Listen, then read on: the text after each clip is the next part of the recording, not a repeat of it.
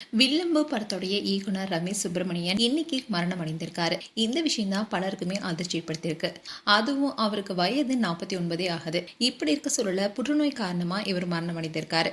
தமிழ் சினிமாவில் கடந்த சில வருடங்களாவே 50 வயதுக்கு குறைவானவங்க கூட உடல்நலம் பாதிப்பு ஏற்பட்டு மரணமடைகிற சம்பவம் தொடர்ந்து நிகழ்ந்துட்டு தான் வருது. இப்படி இருக்க சூழல் தான் வில்லம்பு பட இயக்குனர் ரமேஷ் சுப்பிரமணியன் உடல்நலக் குறைவால இன்னைக்கு காலமாக இருக்காரு.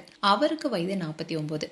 இயக்குனர் சுசீந்திரனுடைய உதவியாளரான ரமேஷ் கடந்த 2016 வெளியான வில்லம்பு படத்தின் மூலமா இயக்குனர் ஆனாரு. மாநகரம் ஸ்ரீ ஹரிஷ் கல்யாண் நடித்திருக்கிற வில்லம்புவை சுசீந்திரன் தயாரித்திருந்தாரு. அண்ட் வில்லம்பு படத்தின் மூலமா தான் இயக்குனர் ரமேஷ் பிரபலமானாரு. அதே மாதிரி இந்த படத்தில் நடிச்ச ஸ்ரீ ஆகட்டும் ஹரிஷ் கல்யாண் ஆகட்டும் இவங்க 2 பேத்துக்குமே நல்ல பிரபலம் கிடைச்சது.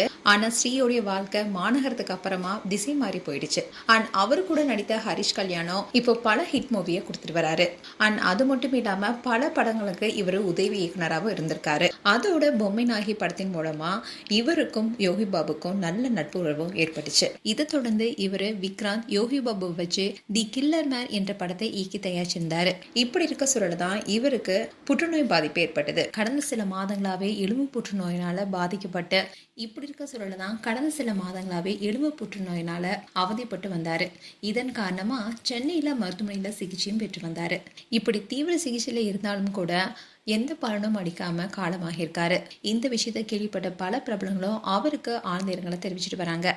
அதோட நாளை காலையில கோவையில இருக்கிற அவருடைய சொந்த ஊரான சுகுணாபுரத்துல தான் இறுதி சடங்கு நடைபெற இருக்கு. அண்ட் இவருடைய மரண செய்தி கேள்விப்பட்ட பல பிரபலங்களும் இவருக்கு ஆழ்ந்த இரங்கலை தெரிவிச்சிட்டு வராங்க. மேலும் எங்களுடைய ஆழ்ந்த இரங்கலை தெரிவித்துக் கொள்றோம். உங்களுடைய கருத்துக்களை கமெண்ட் செக்ஷன் சொல்லுங்க. இது போன்ற வீடியோஸை பார்க்க நியூஸ் தமிழ் கிட்ஸ் சேனலை சப்ஸ்கிரைப் பண்ணுங்க. மறக்காம நோட்டிபிகேஷன் பட்டனை கிளிக் பண்ணுங்க.